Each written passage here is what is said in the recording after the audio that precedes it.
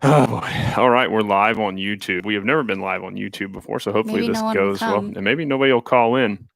We is that 4 people in here Yeah. already? So hey everybody, there should be a chat box if you want to talk hardscape stuff, industry stuff, whatever. We're just gonna have some fun with this, do whatever happens. We have a phone line for people to call in on, just hopefully some of our industry peers and see what all happens. This is brought to you by thehardscapeacademy.com, Hardscape Hotline. We're just gonna have some fun, hang out, see what comes in. If we don't get any phone calls, I am calling out, and I'm gonna call to some folks that I know. Hey, Dylan, what's up, man? I'll put the phone number in the chat. Oh boy, and you can call in, and we'll talk for a few minutes, just depending how busy the company is, so or the line is. So, Dylan, is it snowing out by you, buddy? Dylan's out in Dayton, Ohio, or pretty much we're somewhere western Ohio.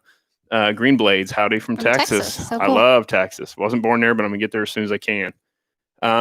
So we're in Chris Berkner. Hey everybody, what's up? We'll let the room get rolling here for a few, and then I don't know, we'll just talk, have a conversation. Do you want to explain what the idea is? So the concept was no one else has ever done this before, and probably because nobody else is as suicidal as we are. Thomas Hudson, Alex Parsons, what's up? So we just thought, man, it'll be fun to get on here and just see what happens. Have the Hardscape hotline. Hey, from New Jersey, what's up? Cool, man. So the main thing, I guess, just to talk about us for a minute, we're a landscape design build company, for those of you that don't know. And we have this thing called the Hardscape Academy we're goofing around with a little bit and have some training videos, stuff like that. But today we're here to have fun. Got a dusting of snow out in Dayton. That's Western Ohio. So salt runs, got in some salt runs there in Western Ohio. So very cool. Snow's not something we mess with. We don't mess with snow at all. We kind of had I had my toe in the water for a little while dealing with snow work. Oh, we have our first phone call. We have our first phone call. Oh my God. Here we go. Ready? Oh Lord. Hi, welcome to the Hardscape Academy hotline. Hey, long-time listener, first-time caller. Nice. Our first caller ever. What's your name, sir? Jasper Jacobson. I'm up in North Dakota. Oh, North Dakota. What is going on up in North Dakota at the moment? We should actually make sure everyone else can hear. Yeah, can anybody give me a heads up if they can hear our caller? Because we've never done this before, and I don't think anybody else has really. If anybody give me I could have been at a barbecue. That's true. Alberta, Canada. Very sweet. What's going on up in the Dakotas up there? We can throw stones across up to Canada right now. So okay. I'm between Fargo and Grand. But anyway, I'm looking at adding hardscaping to my mix this year. I've done a few small brick patios. Yeah. A couple small things, but I have a big job. The retaining walls, fire pit, all that. And I will have a call with you. I paid for it during the last thing. But for now, is there anything you can give me? Just brief nuggets, Sure. What do I do to get started? How to lock down more projects or whatever? Yes. Yeah. So for us, a search engine optimized website's been some of the best money I've ever invested. So we're really big on route density. Same with all you lawn care guys. You ought to be super super route dense. And so the main thing is we're really big on branding. So yard signs, very clean, concise, simple, easy to read, and easy to understand. It's a Twitter and Snapchat world. So, and TikTok for that matter. So everything's 15-second bursts. So you're driving down the road, somebody sees your sign, your truck logos, or a billboard of yours, or however you're marketing. They need to be able to see that and immediately relate it to, after seeing it a few times, to your brand, your company. So just make sure your branding's really clean and simple. The top 3 services you provide, if you're going to list any investing the money in a good search engine optimized website, I think, is a big deal. And putting, as soon as you can get professional grade photos on your website, the higher quality work the higher quality and the higher end work you advertise, that will be what begins to work its way into your work mix or whatever. So I think those are the big things to us. And a quick hey to a few people in the room here, by the way. How to Hardscape's in here. Frank Flanagan, and thank you for the sound feedback there. I appreciate it.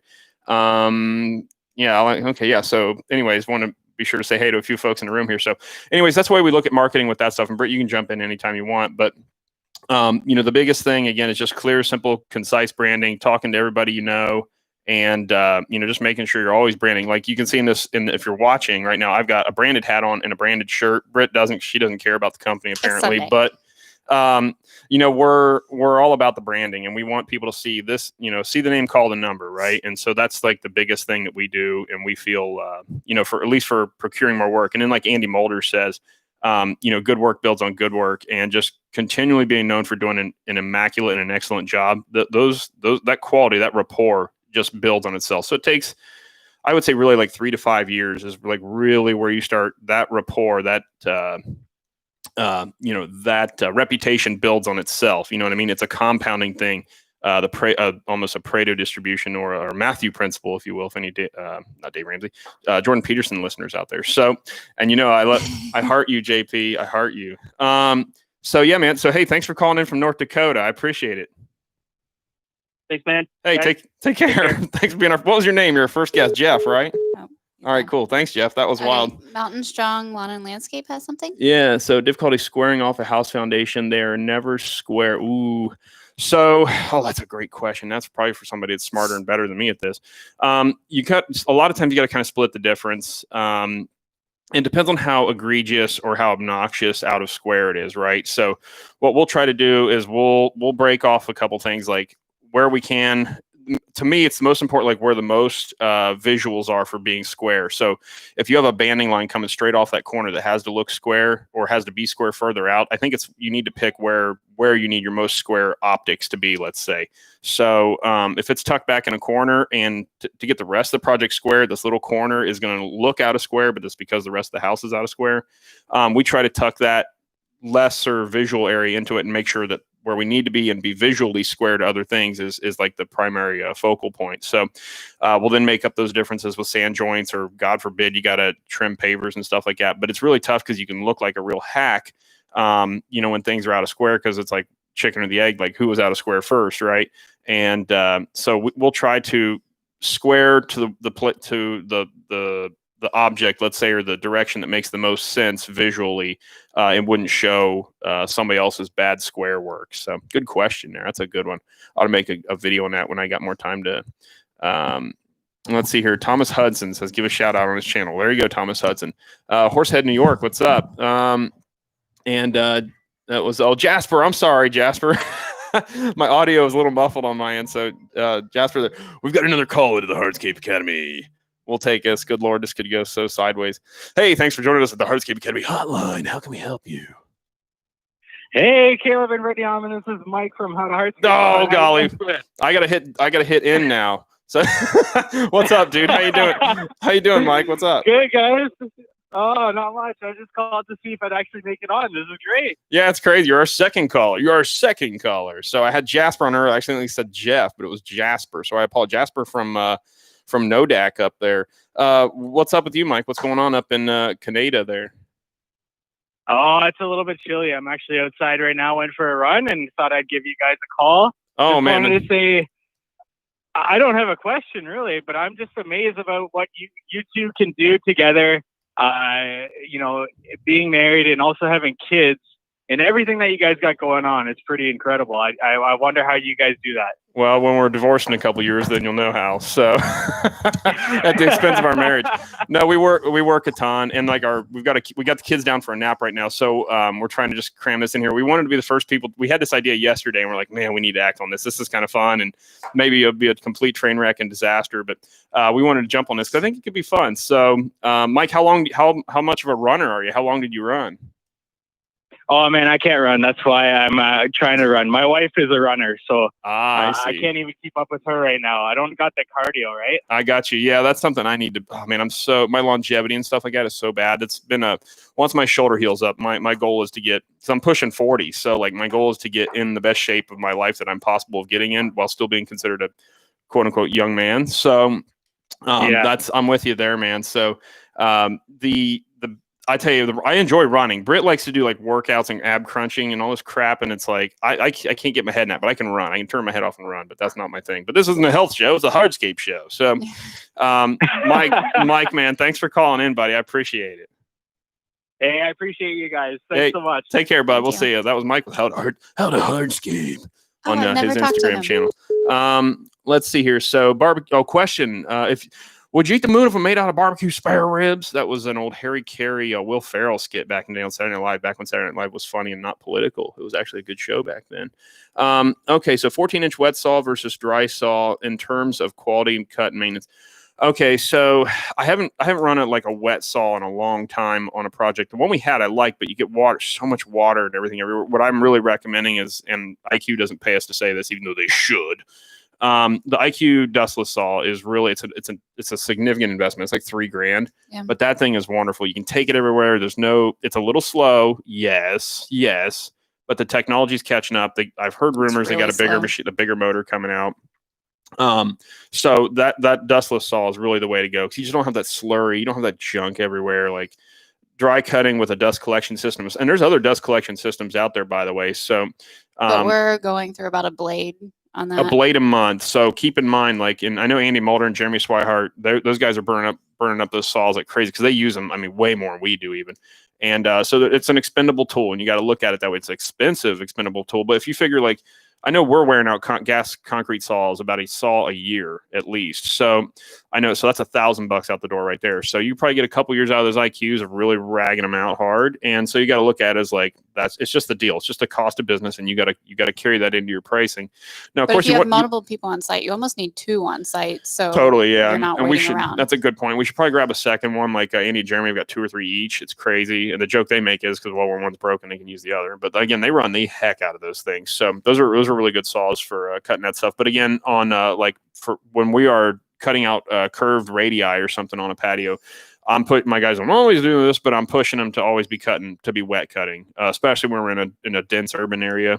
We have to cut wet. And so they're going to either hook up the garden hose connection up onto the saw, or just spray water on. I know when we're cutting, when Britt and I are doing stormwater jobs, or other guys are out doing stormwater project cutting in a Walmart parking lot somewhere, we have to cut wet there, because we cannot have that dust all over the parking lot. You can get big trouble for that. That's a big time OSHA violation. So and Tyler, the slurry has to go away immediately. And the slurry, yeah, and you got to clean up that slurry. Yeah, you don't want that slurry, and that goes for your pavers too. You don't want that slurry to harden up or dry up, because it'll discolor your pavers. You will fight tooth and nail to get that stuff expunged out of your pavers. Yeah, you look at my front walkway, because we do everything. We never would do the quality work at our own house that we would do at somebody else. Like, we do way worse quality work at our own house than we do for our customers. But, we let that slurry get kind of dry in a few places, and it shows. So it takes some time to weather out. With somebody in from Texas, Louis Von Quintus. Man, that's a regal sounding name. That name sounds like royalty. Hi, Paul. So hi from San Antonio, man. Britt and I want to get down there in San Antonio. Hopefully next time we're down in Waco, we get down to San Antonio. I really want to see that city. Okay, I've been killing myself on deadlines on jobs. Oh, boy. When bidding out jobs, how many extra days do you allot for jobs? I'm losing money on extra days. So Andy Mulder has a great, and we talked about this in his last webinar we had with him with that. And Andy always budgets in extra time. So it's a certain percentage or a certain Andy's really good about this. I'm not so good about it. I'm always too conservative with my time estimates. But we're also where was I going with that? But also Andy will book, like, I think his rule is like a 4-to-1 or a 5-to-1 ratio. So if it's got a 5-day job, he books an extra day just for the incidentals that are going to come up. And I know we have that. We definitely, I mean, that's about tried and true without any, because you're going to have weather delays. You're going to have a guy have to call off sick, or some emergency, other call is going to come up. You're going to have to go deal with that. So you always want to book that in. Just use your judgment as to like how much of a percentage of your labor that is. And I would always factor that in, because you're also going to have downtime. Like this last forestry mulching project, we had one of the guys busted a hydraulic line on the rental machine. And we had to get that taken care of. So we had some downtime waiting on a service tech to get out there and straighten it out. Then it only ended up being a loose fitting that we didn't catch. So, although I think Mr. Bo thought it might have been that. But so you do need to book that extra time into your projects without a doubt. So good question there. But Andy has a 5-to-1 ratio, or maybe it's a 1-to-5. I don't know how that goes, but 5 work days, 1 day extra. I think he just kind of thinks about the complexity of the project too. That's a great point, because, right? If you're doing a patio with a lot of detail, or your client may be indecisive on adding banding, or what type of border they want, if they want it in the columns or whatever, you might want to budget an extra day just for those unknowns right now. But if you're just doing a retaining wall, it's pretty cut and dry. It goes here and it's this tall. And if you want to call in and talk, the number is 740-561-1144. Paul Jameson will think this is funny. That number, we looked it up. It's in Gnewton, Ohio. It's up in Amish country, which Paul, for the longest time, thought Brittany was Amish convert or something. Paul Jameson with the Green Industry Podcast. Great podcast. They're worth listening to for sure. YOLO. We're up here. Yeah, and so, again, that phone number. So, HH Progressive, what's up? What are your thoughts on fuel prices, and how do you pass them along without raising prices on bids? Ooh, that's a great question. I know one thing is I'm glad I bought a couple $1,000s worth of stock in some oil companies 2 months ago. That's going to probably pay off well for us. That's pretty cool. So just knowing that the incoming administration is not what's the word I'm looking for? Petrol friendly, let's say. And we know what they're going to do to those industries, and we know oil futures are going to shoot up on that. So we kind of played that a little bit. That was fun. But what was that question again? The fuel prices. Oh, the fuel pricing. So that's great. So in lawn care, I mean, so here's the one thing to do it is in your contracts. So you need to change in your contracts that there's always an allowance for things such as like variable commodities, such as fuel or wood or any commodity for that matter, and have that in your contracts that you are entitled to with, a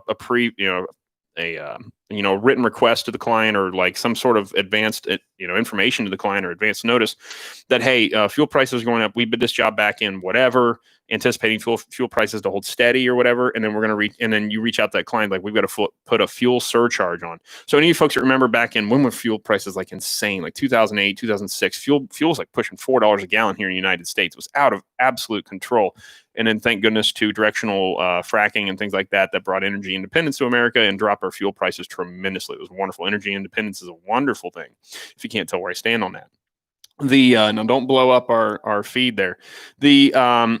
So the biggest thing is getting in your contract verbiage and then just going to clients and say, hey, look, this, especially on maintenance end of things, where you've priced that work for the year, anticipating fuel to stay steady. So put it in your contracts, put it in your verbiage, and then you go to your client and confidently and requestfully, if that makes sense, and humbly, and say, hey, look, we're running into additional costs we're not expecting. And the chances are they're getting hit by that. They're getting hit on that by everybody. Their shipping companies, their logistics companies, et cetera. So they kind of know it's coming from most suppliers. And then if they push back on it, just start to negotiate from there. Let's see here. So Dylan with Solo Cut says, so I'm in the UAG for another year and I'm looking into the Echo cutoffs. All thoughts. When we were in the UAG, the user advisor group for Echo a couple years ago, and I ran out of time to give that the commitment I needed to for this year, so I'm not in it this year. But there's a fun group. You might look into it. It's Echo Means Business. It's a fun group to be in and follow along. You've got some blogs and some other stuff going on there. So shout out to them. We had the Echo Saw and we ran it like a whipped dog for 2 years. And I think it was on the stormwater crew. Yeah, on the stormwater. And that really gets run hard because all it's doing is demo work, is cutting concrete and asphalt and all that stuff. And that's all held up good for 2 years. The filters are a little expensive, but they claim it's a superior filtration system. The fuel tank wasn't big enough on it. And the fuel tank is not big enough on that. On version 1.0, I can tell you that. I'd say it's a fine saw. If you've got all Echo stuff and an Echo dealer, I'd say it's a fine saw to buy. I know a YouTube video on it. We did a YouTube video. It's not very entertaining. It's pretty boring actually, but that was one of our first YouTube videos. But the version of it isn't there. Exactly.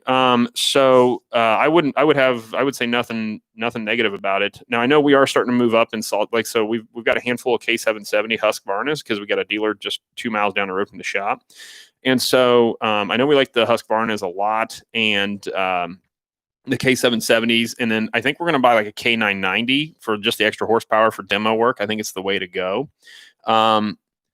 Let's see here. And Zula says, oh, we're getting political. No, Zula's not allowed in the room if it's getting political. You can't hold that man down. Andy seems extremely smart on all those types of things. Yeah, Andy is. Andy's a brilliant guy. Don't let anybody know I said that about him. Paul, I already did give you a shout out, dude. Come on now, Paul Jameson. What's your overhead cost recovery plan? Oh, that's too deep of a question. Those kind of topics are things we handle in our webinars we've been hosting here. Andy Mulder hit a great one with Andy Mulder about cost recovery and budgeting and stuff for the year. You can check those out. Here's a shameless plug. thehardscapeacademy.com. We got a series of webinars we've been hosting with professionals from all over the country. We got one coming up Tuesday with Jeremy Swihart talking about machines and how to buy machines, what machines are right for you, and how to figure out when to jump in and do all that kind of stuff. That's at our website, thehardscapeacademy.com, whatever. So the big, where was that Britt going? There's so much going on. Like, geez. The overhead recovery. Kevin Carr, block him, would you please? The overhead recovery. So the biggest thing is you've got to tally up your expenses. This is the quick overall version of it. You've got to know your expenses. You got to know your costs. For the most part, you know how many hours a year you're going to work. Like the average is about 1,500 per guy, depending if you do snow and some other things. But you can find all of those reports through your payroll system. Like yeah, totally. And so in general, you're going to work about 1,500 hours, and you start to divide your overhead, all your business costs. Let's say like your indirect overhead, cell phone bill, insurance. If there's Rent, a company trash. truck that everybody uses, rent, trash, all that stuff, and you divide it by that 1,500, and that's what you need to know. You need to charge on those 1,500 billable hour or working hours or whatever. That is such a deep topic there. We use a program called LMN, so a free plug for LMN. LMN software, it's a great budgeting tool, great for software, great for all that stuff. Britt, let's call somebody. Let's call Blake Albertson. Call Blake. Let's see here. Maybe we'll call Paul. We'll call a handful of guys here. Let's see here. So we want to go through this list. Paul's prepared right now. But that's what makes it funny to call Blake, because he's like, what are you doing? Let's see here. I'm going to go through stay small business. You're genuine, level-headed, unlike other YouTubers. Oh, that's average human. So thanks for that. I appreciate it. We try now that Britt has put together some cheesy thumbnails for our YouTube channel, and those are all on her, and I don't like them. We had a discussion this morning about doing that. Hey, buddy, what's going on? Hey, Blake Albertson, you're live on YouTube with the almonds. What's up with you, buddy? Do you have a minute to talk? He is going to kill you. Okay, so this is Blake Albertson, BB Lawn Care, huge successful lawn care YouTube channel.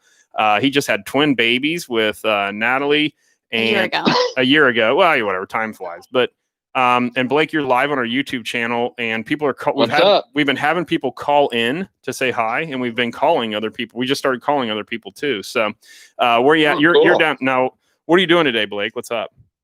Oh, we're hanging out at the baby's grandparents' house, just watching TV and playing with toys. Awesome, dude. How are the babies? Blake had twins. They're doing good. Yeah, how fun is that? Are you excited for the Hype House?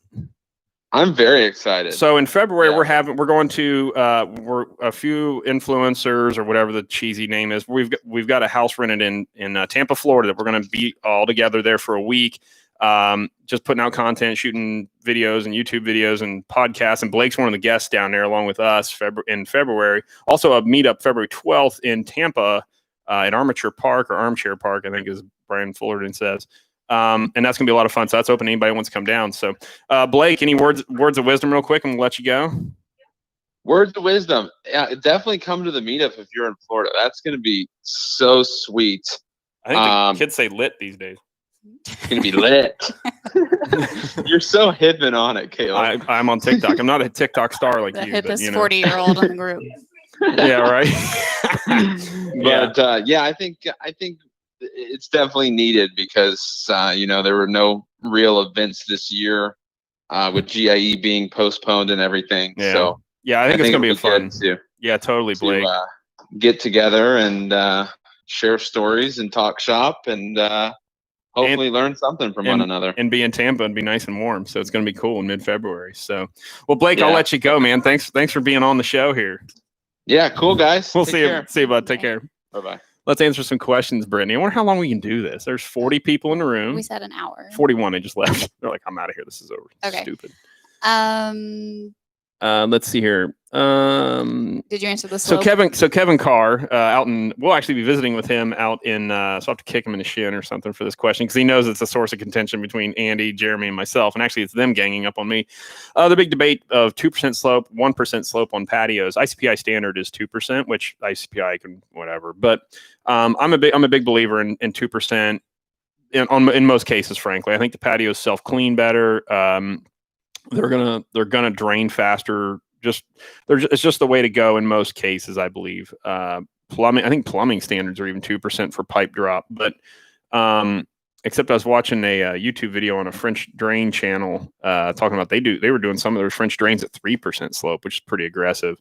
So minimum of 1%, like Andy and Jeremy do, I think is absolute necessity. You can't flatten anything unless it's truly fully permeable pavers. But the biggest thing there is, like, after that, you go like with a impermeable joint sand. I think you need to really be like Phil Baylor, who we're going to be visiting in a few weeks with Pave Tool for a webinar with him. Those guys are doing like 1.5% slope, so 1.6-ish, even based on my math off of what they're doing, which I think 1.5 inches and 10 or something like. Or no, what was it? I can't remember. But it's on their YouTube channel. They got a good YouTube channel. It's worth checking out.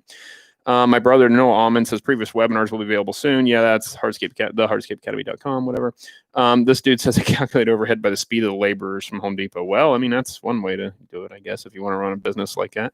The Tussey Landscaping has a budget software coming out. Yeah, and that's probably free, maybe. I don't know. Never heard of those guys, so forgive me. Enjoy your channel. Okay, so Britt, let's call somebody else here. Let's call Andy Mulder real quick. No, let's call Paul. Call Paul Jameson. Okay, we'll call Paul Jameson with the Green Industry Podcast. What are you guys doing in winter months? What has brought you and your company success? So we've been really fortunate to get into a contract with some companies doing stormwater management work, replacing the drains you see in parking lots and stuff. What's up, guys? So, Paul Jameson with the Green Industry Podcast. How you doing, buddy? Good. I'm loving your guys' YouTube video here. Isn't this crazy? Who does something like this besides people who are like YouTube suicidal, apparently? This could go south. Just a real quick question. How did you get your headsets connected to YouTube? I'm just curious. It's a big secret, Paul. I can't tell you. Can't tell you. That's why we jumped. I want to learn. I'll tell you off air tomorrow. We can finally teach Paul something. Yeah, we can teach now.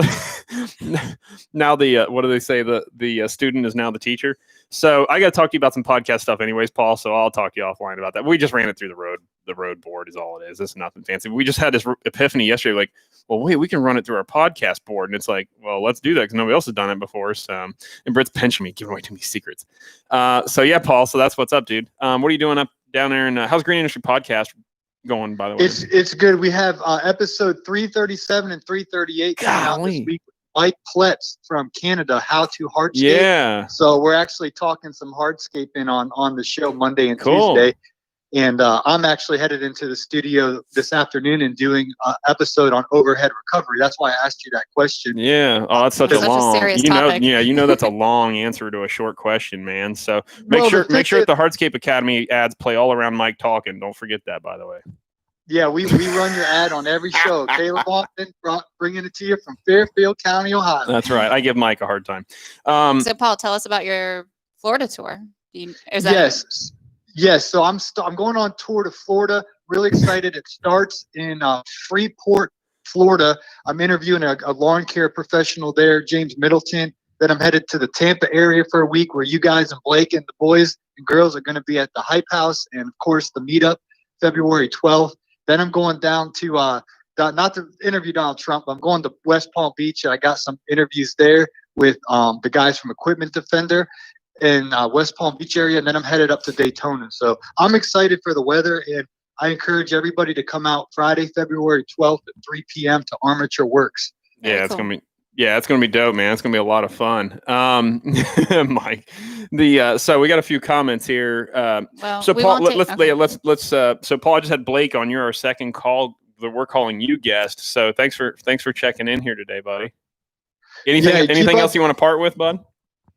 Well, just keep bringing. I mentioned all the time that your guys' Instagram stories are always the most value add. It's always very educational and entertaining. So it's cool to see you on YouTube, and I hope that you guys, keep making content on other platforms. It was cool for me to see you on YouTube. So keep going. Yeah, we're trying. The YouTube thing is such a pain because it takes so much time to edit. Because if you watch any of our YouTube videos here, the edit, you can tell I've been doing the editing in most of them because it's crap. But we're just trying to tell a quick story, bring some value, and we're learning on the YouTube thing, so bear with us here. But we'd like to build a following on YouTube and to continue to bring value and grow the company. Actually, for people are finding us now for work on our social media channels, which is crazy. It builds a ton of legitimacy, which is something I didn't ever think would happen for local people if they find out like that we have, YouTube and Instagram and all that stuff. It really is it's a weird added like immediate legitimacy or social proof, let's say. So, yeah, man, it's cool. So, Paul, thanks, dude, for being on here, man. All right. We'll see you guys in Florida soon. It's going to be great. Thanks, we'll see you, bud. Paul Jameson with the Green Industry Podcast. Okay, so we got a few questions here. Somebody said they did a patio at 9% on Grandma's patio. So, man, Grandma's, that's a ski luge there. So, how to Hardscape? What's the next purchase for the business? What is it? Well, hopefully some property. That is some big news that we will know more on tomorrow. But we really have got to be really quiet because you all know how acquiring land can be so challenging. And we have the biggest meeting of our lives so far for the business, anyways. So that's tomorrow. But we can't really talk about it much more than that. So it's land is so insanely competitive; it's out of control. So we got to be quiet about it. I'm 22, getting married in June. How have you guys made your marriage work with the business life? don't have too high of expectations. We've got a call coming in to the Hardscape Academy. We'll come back to that. It's a good question. Hi, thanks for calling the Hardscape Academy hotline. How can I help you? Hey, this is Mike from Glendale Landscapes. What's up? Hey, how you doing? Thanks for joining us here today. And what was the company again? Yeah, I think Glendale Landscapes, Glendale. Up in beautiful upstate New York. All right. So I figured I'd give you a call since give you another caller to call in. But my question to you is, I started following you guys, mostly a plant guy. Okay. But you know, we sub out a lot of hardscaping, patios, retaining walls, outdoor living to some other contractors. And we're starting to see that, you know, on these jobs that, you know, our subs have, and I shouldn't say subs, we let them just go prime to the customer. But some partners that we have, you know, they're doing $35,000 worth of work. And then, you know, all that we're left with is, you know, $3,000 worth of plants at the end. And we were actually considering moving forward, you know, being the prime contractor on some of these jobs. Sure. In other words, you know, we take, you know, the big number and then sub that out. What are your thoughts on, you know, a company like ours that's mostly the softscapes, you know, subbing the hardscape work out, or should we really start just maybe looking at self-performing some of that stuff? Man, I understand where you're at when it comes to, like, you feel like you're letting a lot of money slip through the cracks or through your fingers, you know, when you're GCing so much like that. And I'll tell you, if you've got that much lead on that much work, you know, it's something to consider, you know, bringing it in-house. You know, one of the things about hardscape work that makes it so tough, as opposed to even just concrete, or one of the things we love about our stormwater division is it's literally 5 different materials, and a lot of the scopes are pre-written for us. So it's super easy, so low customer interaction. You know, inventory is a piece of cake because, again, we got 5 primary materials, and it's just inventory is a piece of cake. So, like, the hardscape space is a whole nother animal. Like, you know, there's different colored pavers, different types of pavers, banding options, polysand options, edging options. You got to have all the right equipment, saws. I mean, their list is huge. It's a tremendous amount of infrastructure, you know, to get something like that off the ground. Now, if you're going to start out initially, you want to MVP that, right? You want to go minimum viable product, and which is a thing I learned from Travis Light, a theory I learned from him. So shout out Travis. But you want, you know, that's one of those things, like, it's kind of like us with snow. Like, I dabbled with snow for a few years and trying to have subs and did a little bit of the detail work myself.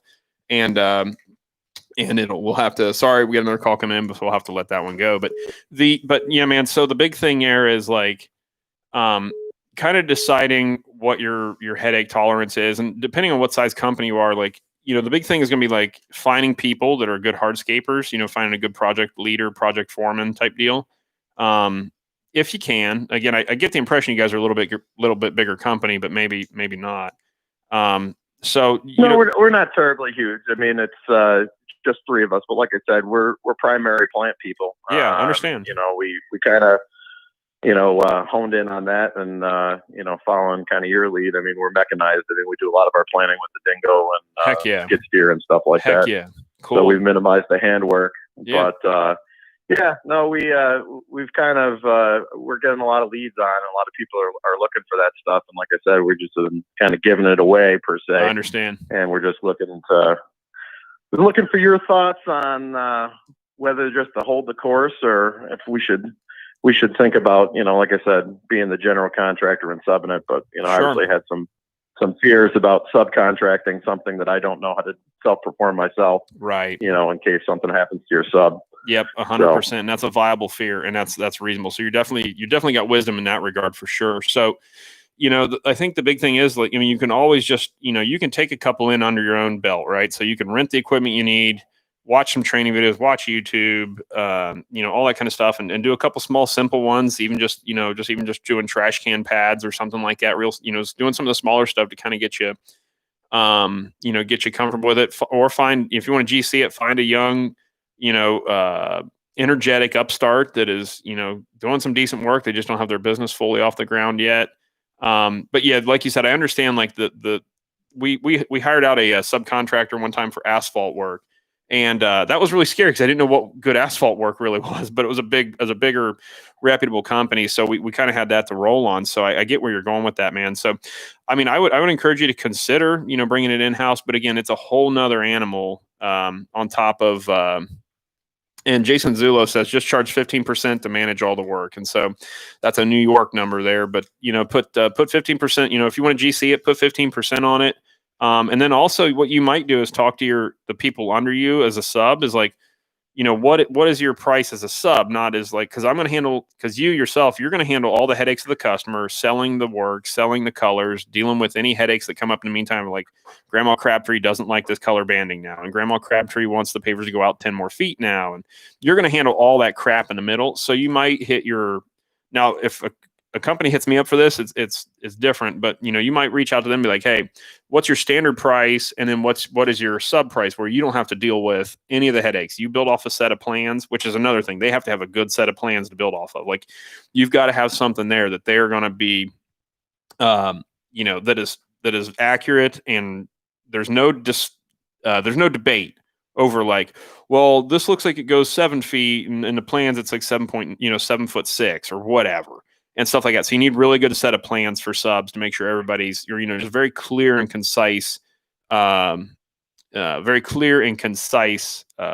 requirements for everybody that's involved, I guess. So that's a long, we could have a long conversation about that. It'd probably just be a topic alone. Yeah, someday, I was just sitting there thinking about it. I don't want to capitalize your whole YouTube call.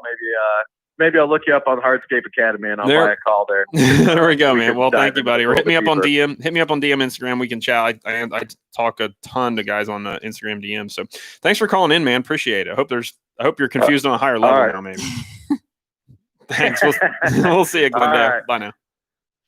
All right, we had to block somebody. It looks like some knucklehead. We did. I don't. Oh, it looks. Oh, well, that little button came up. No, I didn't. So Zula's got a good point, but. Okay, so 22-year-old guy getting married in June. How have you guys made your marriage work with your business? Well, this is definitely our like the company is our bonding thing. We built the company after I crashed it. We built it back together and we went broke together and struggled and all the stuff together of having like $20 when my last company was crashed and debt and all sorts of crap. And then like we both love the business. We love working together. It's our connection. It's our thing. And it's tough sometimes. Hell, we yell at each other and have fights and arguments and stuff. I mean, that's normal marriage stuff if too. If your fiance is not interested in the company, then don't ask her to be part of it. That is always like the right answer, right? We communicate a lot and we fail with communication sometimes, and those days are really bad. Yesterday actually was a great example of the failure to communicate. What we've got here you have is to be able to communicate and communicate. You can't force your significant other to be a part of the company. If they ask to be part of the company, that's great, and let them pick whatever part they want to do. If they want to do accounting, great. If they want to do photography, then let them do that. But you will make their life miserable and your life miserable if you force them to do something they don't want to do. I don't like it. And self-employment just isn't for some people. I'm assuming if you're getting married that, she gets it. She understands the deal of, sometimes I'm working late, sometimes I work weekends, but that life isn't for everyone. So just make sure you're really clear with that. But it's the way he wants it and the way he gets it. Can we talk about designing stuff that can actually be built? Oh, Zula, that's salty Northeasterner Zula, I swear. He doesn't like helipads on man, I want a helicopter so bad. Oh, Zula says he charges less. What's Zula say? Zula Design Build puts in some beautiful work out in the east there. I still don't actually. I think he's from New York, New Jersey, or something. He's out there and crushes renderings. Holy cow, he does some beautiful renderings there. Whoever called earlier can call back. Somebody called. We were on the other line there. We couldn't do it. Gross profit margin. So gross profit and net profit are very important things. So what we will talk about is not that right now. Hey, thanks for calling the Hardscape Academy. How can I help you? I'm back. That was me. And Jeremiah with Growing Green Landscapes. How are y'all doing? Jeremiah, how you doing? I'm good, man. Thanks for calling in. What do you want to talk about, or what's up? Well, I got two quick things. Y'all probably haven't seen it yet, but I'm sure y'all already knew because y'all were with them all weekend. But got to shout out Brian and Liz because they're expecting. They just announced it on their on all their social media. Yeah, cool. Yeah, that's fantastic. We were aware of that, and we were privy to be on the inside of that, and it's super cool. And congrats to them. Brian and Liz Florida are expecting their first baby, which is super cool. They announced it, I think, yesterday or today. So thank you for the heads up on that, Jeremiah. I appreciate that. So we're happy to announce that with them, and what a big thing there. It's so cool. So yeah, man, thanks for bringing that up. It is. I'm happy for them. The other thing is super quick. I'm in the landscaping industry. I don't do any hardscaping. I know that's what you used to do. You always say you ran your company into the ground. Oh, yeah. On a short story, what happened? Like, how did you get to that point? Well, I'll tell you on the long story version, we go pretty well in depth on the Green Industry podcast there with Paul Jameson. That's a few episodes back. I don't know when that was, but we go like for 2 hours on that whole. But the biggest thing is like, I was a kid contractor. All I cared about was the work. I didn't care about the numbers. I didn't care about if I was really making money or not.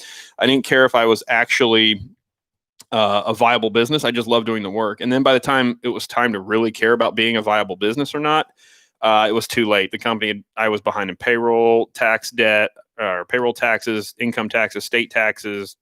I had made a huge mess because the last thing I wanted to do after working 12 and 14 hours a day in the field was come in and do books that weekend, even though I'd been working Saturday. And so that just kept getting pushed on the rug for years and years and years. And it was the dumbest thing possible. Just absolutely horrible. And so that the main thing was I wasn't paying attention to my numbers, and I didn't care that I was making any money really. I was just enough to get by. So man, that's that right there. Well, that's good to know. That's one thing I've learned from y'all. Thankful for YouTube and y'all and Brian and everything. Is I'm 21. I've got, I don't know, 150 grand business. So I'm doing good, but gotta learn how to keep up with your numbers. That's what I've learned. Buddy, that's huge thanks to y'all. Hey, thank you, buddy. We got another call. We're going to take it. Thanks, Jeremiah. Hey, the Hardscape Academy hotline. Oh, we missed it. No. Shucks. Well, thanks, Jeremiah, again. Sorry to dump you there to try to catch that last call there, but missed it. Oh, this is absurd. We're taking phone calls. Let's go through some gross profit margin and different goals for the stormwater management side. Stormwater management, actually, that's one of those cases where we don't deal with the customer at all, hardly. We got to answer to project managers, but we don't have to deal with selling the project, proposing the project, drawing the project up or anything. So they get a little bit of discount there on that end, but still our margins are actually better on stormwater work a lot of times than they're on hardscape.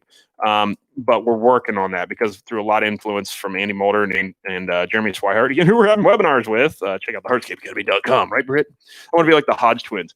Get you some hardscapeacademy.com webinars. Okay. Anybody knows Hodge twins, say what's up. Those dudes are funny the way they're always pushing. They're like, get you a patriotic t-shirt. Okay. Those guys are funny. Stop. Hey, I did this to have fun, and I'm going to have fun today, and everybody thinks I'm a dork. Somebody called me a chode the other day in DMs. Hey, thanks for calling the Hardscape. I can't do this serious. Thanks for calling the Hardscape Academy. Yeah, we can't do it that way. Thanks for calling the Hardscape Academy. This is Kip Kniff from Connecticut. How can I help you? How you doing, sir? How are you? I'm good. What's going on? Hey, I've sent you guys a few questions about the marriage and whatnot and everything. I appreciate you guys answering my question. My name's Keaton Grove, and I'm Mountain Strong Landscaping. I'm kind of in a situation like you guys, well, like you said earlier, where you had $20 to your name. It's the winter time, and I ran my company for the past really 3 years. Not legal. This past year I ran legal. I didn't do bad, but going into the winter, things kind of got rough. So my advice for you guys going into this year, I really want to have a strong year. What would you guys give advice for someone young like myself starting out to really coast you over in the winter and have enough money to, run your business into the winter? Absolutely, man. And that's something that took me longer than it should have to really figure out like what I should budget. Really it's a numbers game. So knowing what you need to, what your costs. Okay, Britt, I'll let you have this one because I'm going to go. So you go, Britt, go girl. Okay. So figure out like the months that you're not going to work. If you usually don't work December through March, or, maybe you just have December and January off, but figure out what your overhead, what your personal expenses are. How much money do you need to survive for those, and pay for all, that amount pay of time? All your bills, buy food, take Everything. care of kids or dogs or whatever. And then, starting out, we start March 1st. You know what that number is? Or sooner if possible, of course. Or maybe pick up side jobs, whatever. But you know what that number is that you need to save for that next winter. So starting on day one for the season, you pay your bills, but you start setting aside that money. You start building that pot. You start building that bank account, and you don't do extras. And also you go to your bank and you start multiple bank accounts too. So you got like your winter savings account. I was just getting ready to ask you that. Absolutely. I know Andy does, I think, 5 to 6 different accounts. You bet. I started doing that. I feel as if my issue this last year was when you put money on the one account, you really can't see where it's going, and before you know it, that money's not there anymore. So yep. I'm trying to implement that better than anything else. And I've already started, and I feel it's helping a lot. I have one more question for you guys before I let you guys go. I really am trying. All I do is hardscape. I have myself, my brother, and my cousin, and that's it. And this past year I took the time to really learn. Went to a lot of classes. Still doing that in this winter. And like someone like RC Outdoor who does all these cool inlays, all these cool things. I've sold a few jobs like that. And I really feel like even off the past year, I'm starting to be known in my area for hardscaping. So I can charge a little more. Do you guys do a lot of inlays? And what do you charge for something like that? I know that's such a big question, but right. Just enough. The biggest thing is you've got to know, we don't do a whole lot of inlays, but I mean, at the same time, it can just be something as simple as a pattern change, right? Just if you're going from one area to the next, like our fire pit areas, a lot of times are going to have a different pattern, let's say, than the main areas. So even if it's just taking that main field and cocking it at a 45-degree angle or something like that, the biggest thing you've got to know is like how much extra time does that take on top of what you know already to be your normal production rate. So if it, to do that inlay, because it's, you got to trim all that out and trim all the pieces and all the little stuff to fit in there. It's like, that takes an extra day of work, it takes 2 guys, an extra 16 man hours, just a whole day. You need to add that 16 hours times whatever your hourly rate is, relative to your standard paver rate or whatever. But, in that area, and you just got to make sure you're recovering that extra labor and that extra material, which is another thing with those inlays. There tends to be a lot of wasted material because you got to trim a lot, or you've always got to have this inventory of extra stuff. I see a lot of people doing some super intricate and super fancy inlays and designs and stuff like that. And I hope to goodness you're charging the right amount for that, considering all that it takes to do that. When it takes all that extra material, the surplus you got to keep on hand, the logistics of handling that stuff and getting that pallet on site, getting it off site, using it all. If you don't use it all, Paver heights is a big boy. We sunk ourselves on one earlier this spring. Screwed it, such a rookie mistake. But like we ordered a 2 3/8 inch paver that was going against a 2 3/4 main field, and nobody caught it for some freaking reason.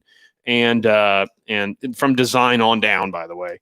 And to field install, and just stuff like that. So just make sure you're trying to catch all that, and just making sure you're charging the right amount for that extra work that those beautiful inlays and he require. Keeps saying just make sure, but I know the first few times you might not have a clue. But totally, when you first start doing those inlays, you need to specifically track your time. That okay, it took this long, to figure out how this was going to lay out. Plus, it took this long to cut and this long to install. So just make sure that all of that. You're just keeping track of that so you can eventually build a really good number to go off of. Yep, totally. Britt's absolutely right. And I appreciate you guys helping us hardscapers out, man. It means a lot. So heck yeah, man. Thank you guys. And I hope you guys enjoy your Sunday. Hey, thank you. Take care, Mountain Strong. We'll see you. All right, man. That was cool. We have 13 more minutes. For what? For this thing. I'm going till like sunset, I think. So let's see your gross profit margins. We talked about that. Brian's a dirtbag. Brian's lawn maintenance is on here now. Brian's lawn maintenance in here. What's up, Brian, buddy? Congrats on the baby, by the way. A big public hello to that, and congrats. It's super cool. So everybody's really excited for you. So let's see here. Let's go back. Oh, we got another oh God, if it's Brian, just hang up on him. Thanks for calling. I can't do it serious ever. Hey, what's up? Whoever? Who am I speaking with? How can I help you? What's up, Caleb? This is Ken with Local Roots over in Pittsburgh. Oh, that guy. Oh, what's up, man? What's up, dude? We shot a YouTube video with Ken out at his shop, and if you get a chance to go back in it, they got a cool facility out there in Pittsburgh, South Pittsburgh, same thing. But check out our YouTube video with this guy here. They got a beautiful shop, cool lawn care business and design build. So what's up, Ken? What do you know, bud? Not a lot. Good to speak with you guys. Hey, it's fun. Thanks for calling in. Question. Absolutely. So something I thought would be beneficial is talking a little bit about process. So for you guys, and maybe two questions. One is if you could kind of walk us through what your process is like from initial client contact till when you wrap things up, and kind of what you feel are, you don't have to go every step, maybe the highlights of kind of the most important things. And then also maybe like a two-part question. Second part would be where you feel like most people go wrong, like kind of what steps are super important that are missed. Okay, follow-up is the steps most people miss, and we do too at that point. But thanks, Ken, appreciate it. I came up with a really good follow-up system this year. Yeah, but I crushed, by the way. So like, so someone will call in to either our company line or our website request. We follow up on that as fast as we can. Sometimes we suck at it. Most of the time, we're pretty good. 24 hours. Our goal is 24 hours to have anybody hanging out there and waiting. I'm doing a ton of pre-qualifying over the phone anymore. I'm I'm doing a ton of pre-qualifying, so I'm really trying to get as much information over the phone of like, have they talked to their contractors? They haven't getting, and the big thing is budget. Ultimately, like, do they have an expectation of a patio to be $2,000 or where average is $10,000? Budget is a really hard question to ask. Budget's tough, and it takes a long time to learn how to finesse that question out. But generally, I'm just pretty blunt about it, and I actually am like, hey, I know this is the hard topic. After we've spoken with the person a little bit, but like, I know this is the hard topic, but have you spoken with any other contractors about what you anticipate this to cost, or But at another seminar we were at, they mentioned, have you seen any of our project online? Is there any specific photo that you liked or something? Like, did you like our clay brick patio? And if Caleb knows that, and they're like, yeah, that's the one we wanted you to build or something similar, Caleb's like, okay, well, that's in the $10,000 to $15,000 range. Is that something that you would still be interested in, or should we, look at another option? So I forget where we heard that. Yeah, and that's a good one. And the process we're at now, Ken, is still just like, I'm doing a ton of pre-qualifying. I'll ask people, I'll set up an appointment, and I'll set up an appointment. But one of the things I'm doing too is I'm asking like, hey, can you text me any photos of the area that, you're talking about having this work done? So I can get a feel for like, is the house a dump? Is the house nice? Is it, whatever? And I'll tell you what, a lot of times don't judge the house necessarily, because people will put, at least we've noticed, people will put a $20,000 patio on their backyard before they put a roof on that they desperately need worse. It's the craziest thing I've ever seen. It's nuts. I can't figure. I'm like, if I were you, I'd redo your rotting fascia and trim boards and stuff. But no, they want a patio first. It's the craziest priority thing. But Greg Whitstock says it best. You might go put on one of the boys is up from nap here, so Britt's going to go put on a show here, I think, on YouTube. But but like Greg Whitstock says, he's like, don't ever put your value of a project against the customer's perceived value of a project. So just because I wouldn't pay $15,000 for a paver patio because I can do it myself doesn't mean they don't see the value in it themselves. So if they see more value in a patio project than they do, making sure water can come in the roof, that's a whole nother thing. So Ken, that doesn't really go through the whole process much, but I will tell you, like, again, we're trying to pre-qualify a lot, and then I'll say, okay, yeah, like that area, patios that we've done in areas similar like that, like that's nice for like in the phone call. And yeah, and then sorry, Ken, Britt was interjecting there. She's getting one of the kids down one of the kids is up from a nap, and she's going to get him on the Axel show on YouTube. So anyways, but then I'll say, hey, we've done some projects like that in that area, and based off of what you're looking to do there with, enough seating room for a couple people, for 4 to 6 people with a fire pit, project like that, we started about $25,000, about what they average. And that right there begins to be like, oh, okay, yeah, that's not what we're really thinking or whatever. And so that also gives me a chance to be like, okay, cool. Thank God I didn't go waste my afternoon with those folks or whatever. And or other people are like, it's a little more than I was expecting, but also with that text exchange, I'll send them pictures of like, hey, this is a project that's similar to your space that we would love to do there, and you kind of tease that a little bit too. And if I were a better sales guy, I would just go to the sales appointment anyway to just try to sell, right? But I'm not that kind of sales guy. It's not my thing. I always want my customers, my clients, to feel like they purchased something, not like they were sold something.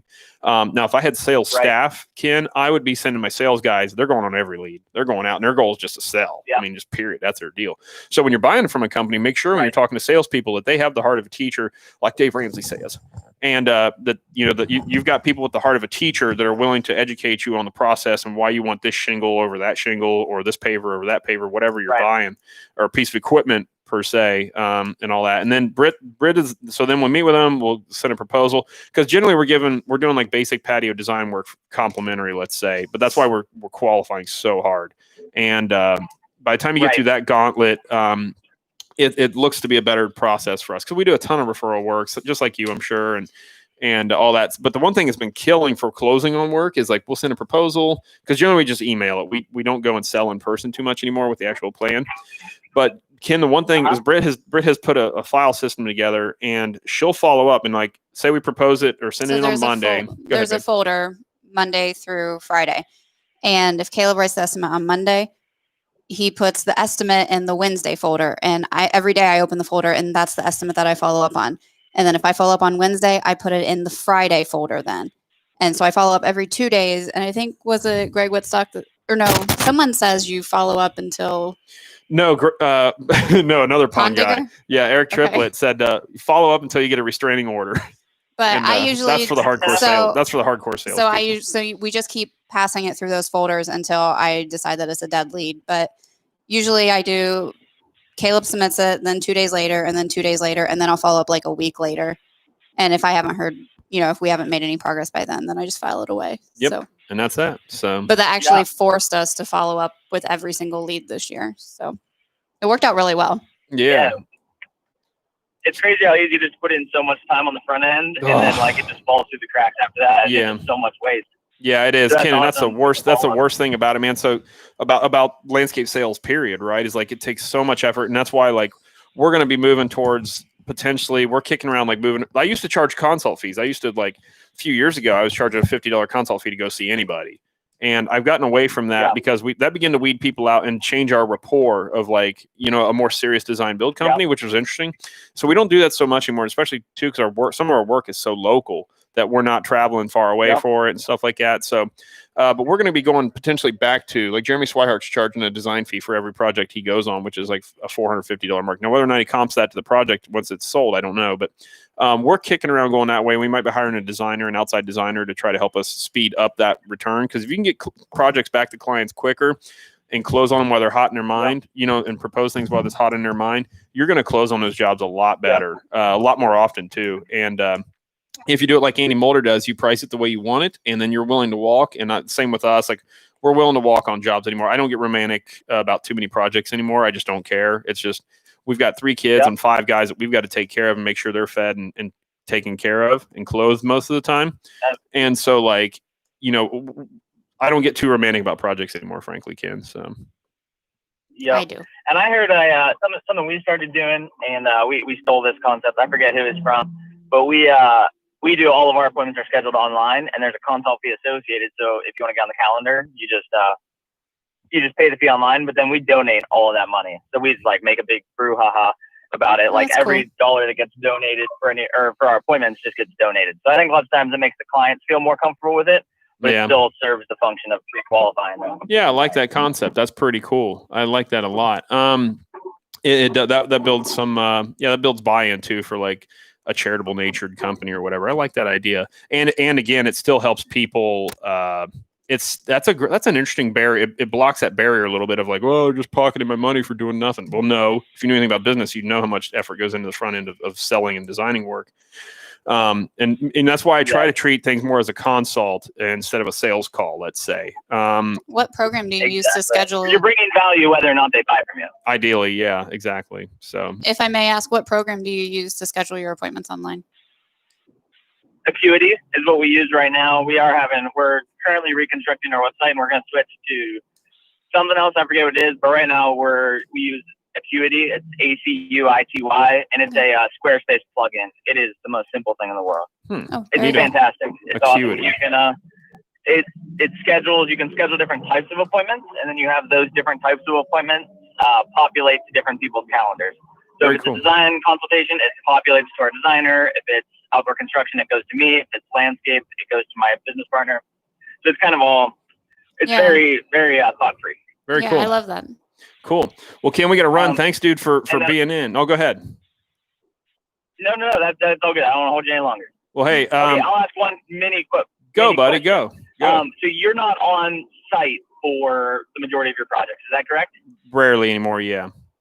I'm hardly on site anymore. I'm trying to change that a little bit, but yeah, for the most part, it's going to our guys. So from running from a project management standpoint, which I believe that's kind of what you're running right now, what kind of like hurdles and roadblocks have you found in that, and how have you overcome them? So like, I've got a lot of clients. Hey, Ken, I got another. Hey, Ken, Ken, I got a call. I'll answer You that got though. it. See you, buddy. Take that one, Britt. Okay. Hello. Thanks for calling the Hardscape Academy hotline. How can we help you? Hi, Caleb and Britt. This is Matt. I'm out of Bell County, Pennsylvania. I own Matt's Lawn Landscape. I've messaged you a few times on Instagram, Caleb. Yeah, I recognize that. Yeah, man. Cool. What's up? Don't forget to come back to Ken's question. Just wanted to call and chat today real quick. This year, my biggest hurdle going in with the COVID virus and everything, I am looking into splitting my business into two separate sectors, kind of similar to what you guys have done, a smaller scale, kind of like a grass cutting and maintenance division, and a hardscape full design build, two separate sectors. Sure. Do you have any advice on that? The number one thing is the cliche thing always, but numbers is number one thing, and trying to make sure that you understand the costs associated with each division, if that makes sense, and set up separate bank accounts for things. Now you can still have a general fund, but you still want to make sure you've got like your for hardscape projects, you've got, bank accounts set aside to save money for, the deposits and all that stuff that comes in, the general operating, paying bills. I mean, that's the numbers thing is a big thing, making sure you're going to charge the right amounts, making sure you got the right people in place to construct the projects. That's a big deal. Making sure your insurance is adequate, your general liability and all that stuff. And then also your workers' comp and all that junk. And then just going for it from there, and be in it for the long haul. It's going to take 3 years before it really gets humming, I believe. Although if you've already got a build up clientele base, I think you'd be surprised how much you can utilize that when you reach out with mailers and emails and all that kind of stuff, saying, hey, we're doing this kind of stuff now. If we can help you out with that, let us know. So you can already go back to your existing clientele base and advertise, hey, we're building paper patios now, keep us in mind. And you can really capitalize on that. But generally it takes a little time to get rolling. Britt, any input on that? I've been reading this and I zoned out for a second. Okay, sorry. So yeah, man, the big thing I think is just knowing your numbers, getting good people in place for it, and then just mechanizing as fast as you can to get as efficient as possible so you can play the game the right way. Yeah, because honestly, last year the issue we kind of ran into at the end of the year, I've got a few larger projects. We did about a 5,000 or 6,000 square foot patio with a few add-ons, and the issue we ran into is we had to, on Thursday, Friday, go take care of our weekly maintenance contract stuff. Right. And I've had several people tell me, listen, you need to make a decision to either do both or to drop the mowing and stuff. Right. And I mean, it's less profitable work than the hardscaping. Right. I enjoy the hardscaping more. I think my biggest problem right now is trying to put faith in someone to do the same quality of work that I want. Right. I'm doing, which I know you said you can never trust somebody that much, which I think that's my biggest hurdle I'm running into. Yeah, and that's what separates. So that's what separates the big players from the owner operators. I think a lot of times is like their willingness and ability to delegate. That's what gets guys like Jeff Bezos, even though I don't like that guy anymore, to their level, is they're willing to delegate. They're willing to accept that quality is going to drop a little bit. It doesn't have to, because so the one thing you think about is like, and this is the best thing, this kind of comes back to Ken's question, like, while you may do things at like 130% quality or, 110% quality, if you hire people that do it at about 90% of your quality, let's say, the client, your average clients aren't going to know that, right? They're not going to see that. It's average and standard workmanship, let's say. And if I'm making this sound the right way, you should still train your guys and absolutely strive for them to do the 100%. 100%. But I mean, still, nobody's going to care like the owner cares. It's your baby. Nobody's ever going to treat it. And unless your guys have like buy-in, like where they own a part of the company or, have much more on the line with the company itself, you can't expect that of them, because why would they? I mean, you work for somebody else's company, you're not going to have that kind of buy-in unless you own a percentage of it, or unless you're heavily compensated to care such. And so it's really important, I think, like, why we try to take good care of our guys and as good a care as we can afford, so that they do give a damn and so that they do care, and, they do as good a job as they possibly can do. That's the biggest thing of like just teaching yourself to delegate, understanding that people are going to screw up and wreck things and break things and sometimes make customers mad. That's just business. And you got to learn to like just roll with it. That's just what is going to happen. And people are never going to, it's like your family, right? Like, I would go out and do stuff that my dad wouldn't, like, oh, I would have done it that way. Or why did you do it this way? Or why'd you do this? And it's just like, it's like that with your own crews, right? Like you're the mother hen, let's say, and you got to send your people out and they got to be trained and they've got to be authorized to make field calls as needed and, to get things done. And if we screw up, we're going to have a meeting and discuss it. And we're going to talk about how we don't screw up like that again. And we're going to set policy. And we're going to set, expectations and standards from there on. Every screw up we make, we're going to learn how to get better. And that's from the top down, by the way. Yourself included. Say you give the guys a bad set of plans. Hey, I'm going to do my darndest not to give you a set of crap plans like that. If my guys are watching right now, they're probably laughing their tails off at the moment at that comment. But, we're going to do our best to fix what screw ups come, because human nature is human nature. It just is what it is. So just be willing to put up with that, but always pivot and navigate around it and make the right changes. As long as everyone's making an effort to move forward and to get better, you're in the right track. It's when you stop learning and when you stop training, that's when things go wrong. And just always be training and one of my famous sayings not my famous saying, but something I quote a lot from a professor of mine is, it's like, well, people say, well, what if I train my people and they leave, or I put all this money into them to train them and they leave? Well, you just muted me, or my ears went. There we go. What if the worst thing is, the most dangerous thing is, what if you don't train your people and they stay? And that's like the most dangerous thing on earth. So you just gotta be willing to invest in your people, and they may leave. It just is what it is. But you can't have untrained people staying around. So that's all part of it. So delegate, learn, understand that human nature being what it is. I'll tell you, one of the things too, I would recommend for people wanting to scale their companies is start reading about emotional intelligence and learn about emotional intelligence and how to have more emotional intelligence. They say it can't be learned, but I think I have gotten way better about it. Not with my own wife, sadly enough, but I think I can deal with other people and understand and empathize way better than I used to be able to. So definitely it's all running a top-notch company that's growing or doing whatever is a huge personal development issue too. Like there's a lot of maturity that needs to come with that, a lot of intelligence that needs to grow with that, a lot of kind of altruistic, I guess, or whatever, like mentality of you just got to understand human nature and learn how to work with it, and read the book How to Win Friends and Influence People by Dale Carnegie. That's a good thing, and go from there. So. So that's kind of the basics, the basis of that. Okay. Well, hey, I don't want to keep you too long. I just did have one more small question. Sure. Would you guys advise me reaching out to my customers? I have some, I would say, higher end clientele for my area. Should I reach out to them and say, hey, we're starting a second division. If there's any issues, please reach out to me. How would you go about that? In order to reach out to them, that you're to sell more work, or just to hey, about quality, or what? The current clients, yes. We do a couple large estates, I would call them, for our area. Maybe not like the rest of the country, but should I be asking them, letting them know, hey, there's going to be a manager now that's taking care of this, to reach out to us if there's any quality issues of. How would you guys go about that? What we've done, for our key clients, I know anytime we've made a change in the company that's significantly affected our clients, Caleb usually calls or stops by to personally tell them what's changing and what's happening. If you have a client that you just mow every week, you've never seen them, you may have never even met them, they just pay their bill and you move on. A letter might suffice for that, but I know if you said you had some larger estates, it might deserve a phone call for them. Yeah, but I'll tell you one thing, the opposite end of that is so you mentioned that to somebody and they might watch closer now than they've ever watched, and so they might be more scrutinous than they were prior, actually. So that's one of those things I would kind of go back and forth on that, but for the most part, you can't go wrong with communication. And I'll tell you the other thing is anytime you can get in front of your clients and talk to them.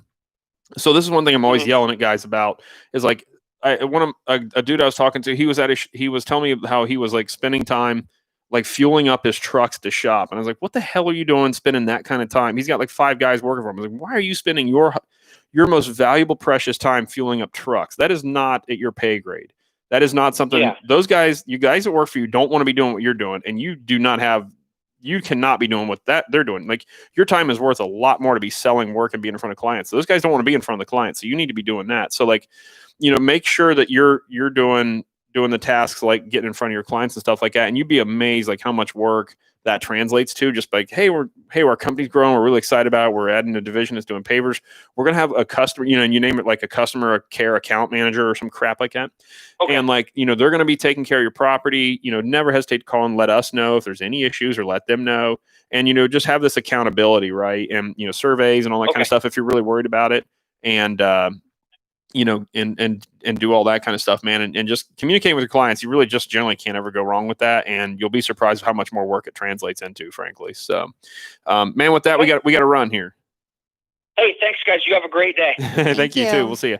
Hey, so if you folks like the topics we've been talking about here, check out our webinar series we've been hosting. You can buy the past ones that have been released, buy the whole package of them, whatever. Shameless plug here. But we go way deeper on these topics for 2 or 3 hours in most of them. So go to thehardscapeacademy.com and check out our webinar series. We've been our free information we put out on Instagram and YouTube and all that kind of stuff. And we have a few more questions, but then we have to go because I have to start cooking. Yeah, I was gonna say it's 2:10. We'll go a few more minutes here, and then we'll do this a little more regular. This is fun. This is pretty cool. Okay, what's the best way to get into pavers? Best way to get in pavers, study, get on YouTube, check out thehardscapeacademy.com. Build a 10x10 or a 5x5 at your grandma's house. Build a trash can pad, for grandma. Reach out to your local supplier. This is what we talk about in the how to install pavers training video. Find a local supply yard. Talk to a rep, say, hey, I'm wanting to get into this. I need like 25 square feet of pavers to, build my first practice pad. Any rep that's worth a crap is going to see that and be like, hey, yeah, man, we got some old stuff out back. We'll just set you up with it. We'll sell it to you for 10 cents a foot or whatever. And they'll hook you up with that because they're going to see it as like future customer. If that sales guy has any brain in their freaking head, they're going to hook you up. And so reach out to them and or reach if you're out close to the almonds, we have a paver graveyard. Yeah, right. And any supplier does really, but and then so that's a great way to get started in Hardscape. But study, check out all the big channels. The Hardscape Academy, How to Hardscape, TechoBlocks is coming out with a training platform. Unilock's coming out with a training platform. Everybody's putting training stuff out there. Of course, the Hardscape Academy is the most superior training available, but everybody has a horrible Borat impression. But that's like the way to get into it and just study and make sure you like it, love it, know your numbers, work on getting efficient, and crush on it from there. Brian Fullerton's out plowing. I guess it's snowing in Novi, Michigan. It's snowing here. Yeah, it's flaking everywhere. Let's see here. What are you expecting with taxes with our new wonderful present? Children ass under pressure. One of my favorite quotes from Mr. Biden. We have not consulted our accountant on this yet. Let me take a stab at what's going to happen to tax rates, though. They're going to go up. So get used to it. Put it in your pricing for next year and talk to your financial professional about it. Figure it out. We're not going to have a real pro business next 4 years. They might have a different way to write things off. Totally. And that's the thing. And that's the thing with all these jerks. Learn to play the game. So you talk to your CPA, you talk to your accountants. They know all the ins and outs. These tax codes, I'll avoid getting political here, but there are loopholes and there are things written into these accounts so that the big boys that play the big boy games can get out of all this tax nonsense. So make sure you're ahead of the game, pay attention, and talk to people that are smarter than you about things you don't know anything about. Which isn't us. Which is not us about tax stuff. But I do know enough to reach out to my tax professionals and my CPAs and say, hey, how do we skirt legally now? Legally. But again, that's what the tax system is. It's 10,000 pages of loopholes, essentially. So you figure out how to write things off and how to amortize things and all that kind of stuff. I'm getting a cue from my wife here on my leg saying, enough, Caleb, wrap it up. So that's a big thing. Consult people. Here's my one thing we've been saying a lot lately. People aren't hiring you green industry professionals, to do their taxes. They're hiring you to do what you're a professional at, which is lawn care, landscape, hardscape, irrigation, or whatever. Not to do their taxes. So you need to hire out someone, not yourself, to do the stuff you don't know anything about, which is taxes and finances, period, right? Now, some of you guys are really sharp and savvy and can do it all yourself. True. But for the most of us, hire it out to somebody that knows what they're doing. Seek a professional. Okay. We're going to go through this and wrap this up here. Diesel Mechanic 24 says, very professional. Well, we try. Okay. Last question. Starting a design and build firm. I worked for my dad for a few years, but I don't like grass or snow. How should I file? LLC or something else? My father currently has an S Corp, I think. So you should go get an LLC. Right. And so we were an LLC and we filed as a sole proprietor for a while. This year we became an S Corp because it made sense for us tax-wise, and that's what our CPA suggested. But we're still an LLC and we file taxes as an S corp. So yeah, and all that stuff changes with the income and all that kind of stuff as you go. So as you elevate your company, but your financial professional will all the way up to 700,000. We still stay just an LLC filing right as a sole proprietor. Which, yeah, I guess that was kind of the threshold, I guess, according to our accountant. But again, talk to your own professional in your own state and reach out to them and deal with all that stuff. So if you folks have enjoyed. So if you folks have enjoyed this, check out the Hardscape, www.thehardscapeacademy.com. We've done a ton of webinars and we got a lot more coming based on these topics. There is a cost involved with them. We are traveling like 10,000 miles across the country to go interview people live and to do a similar format like this. You can ask a question and then we'll answer it in the webinar. All that kind of stuff, which isn't the main reason, which isn't actually the reason we did this way today. Just nobody else has done a call-in show on YouTube, I don't think, in the hardscape or green industry space. So we thought it'd be fun to do that. And we like forging and treading on new ground there for the heck of it. Probably do this I was afraid we were going to get frequently. lampooned on this, but actually it was civil and turned out nice. So so we're 10,000 miles. So we drove to Is that the standard? Crampton. No. So, so literally 10,000 miles. So we are going to Atlanta, Georgia. We're going to, we went to Crown Point, Indiana, out to Andy Mulder. We're going to Connecticut to visit Pave Tool.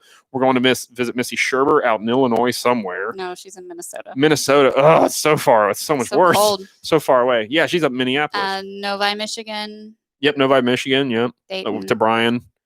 Dayton And twice, we can't actually. make it to Paver King because he's in Canada. Yeah, otherwise we were going to go up and see Paver King and talk to him about estimating. But so anyways, we're having a bunch of topics on that. So literally covering a ton of ground, costs a lot of money to do all that stuff, a lot of time away from our children. I hate to, but we got to charge for that stuff. That's also sponsored by LMN. So anyways, folks, with that said, I want to bring and keep the value rolling as much as possible. When are we going to do this again? When are we going to do this again? I don't know. When are we going to do this again? This was pretty fun. You want to make one more phone call? Let's call one random person. Who do we want to call? Andy. Really want to call Swihart. Gosh, who all we could call so many guys? We just call one of our own guys just for the heck of it. No. Let's see here. We'll call Andy Mulder. So we're gonna call Andy Mulder here. MMMWNSWI. We'll see. He's probably at church or something still, but this could go anyway. Who knows how this goes?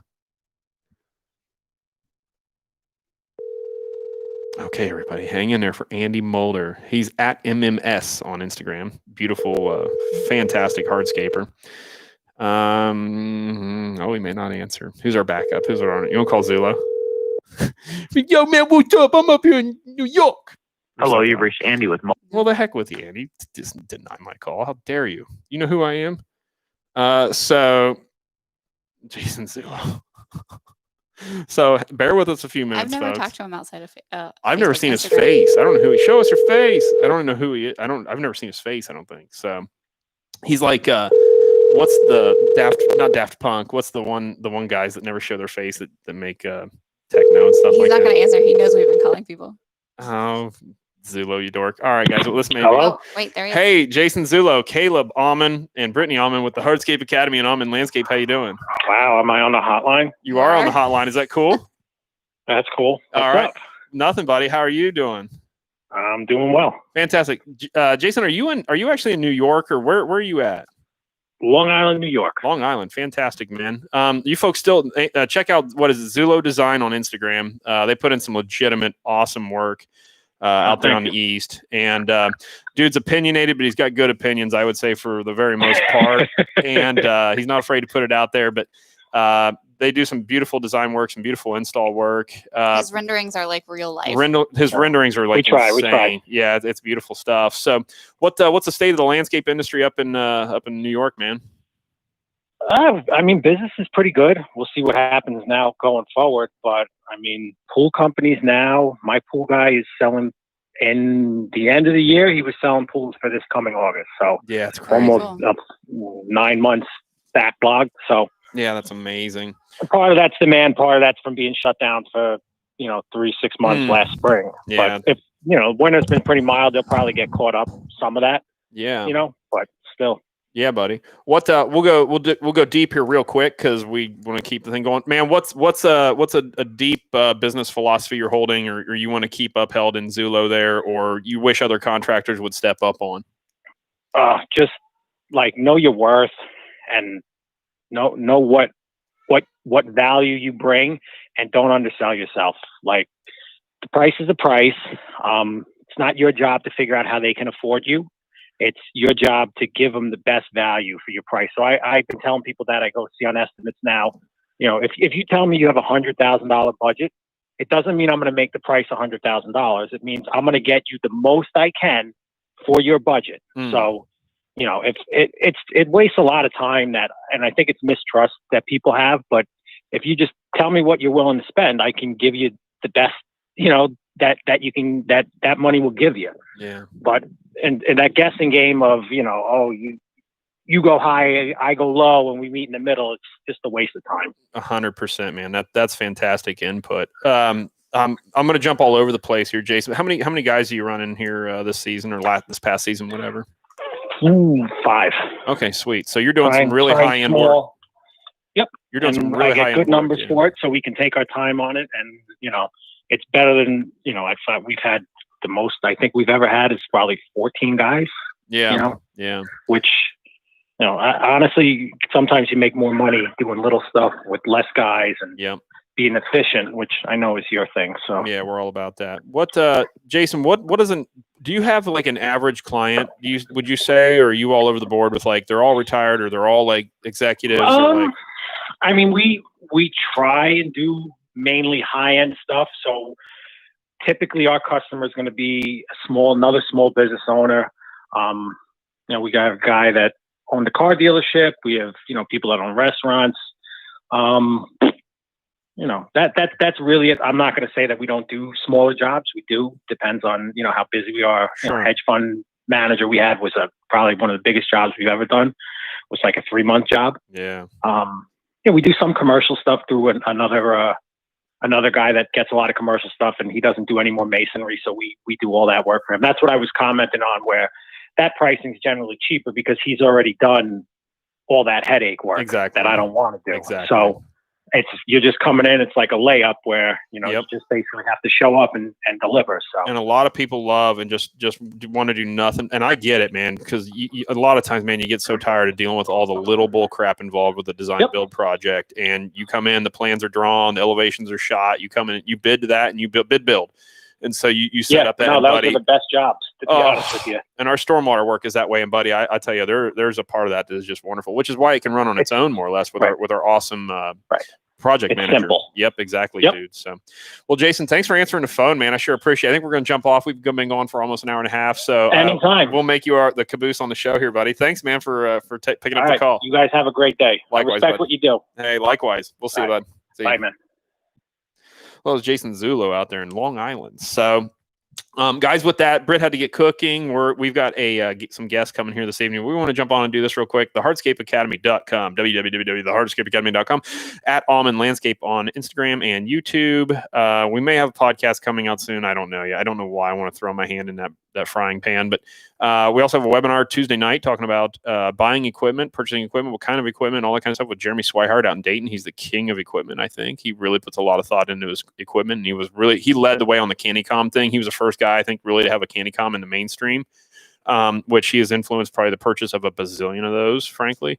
So we're looking forward to that webinar. And we're going to tour his facility on our Instagram and YouTube all day Tuesday. It's going to be really cool. We'll have some really great conversations with that stuff. So folks from thehardscapeacademy.com and Almond Landscape, thanks for joining in here. It was a lot of fun. It was cool. And be interesting to see what other folks do with this concept and have some fun and hopefully bring value. That's the number one goal. The most value-oriented page on Instagram is our goal. Sometimes we fail. We do our best. Thanks, folks, again, for checking it out. Have a good one. We'll see you from Southeast Ohio. We'll see you now. Bye. Yes, I want to end. Thank you, everyone. thehardscapeacademy.com.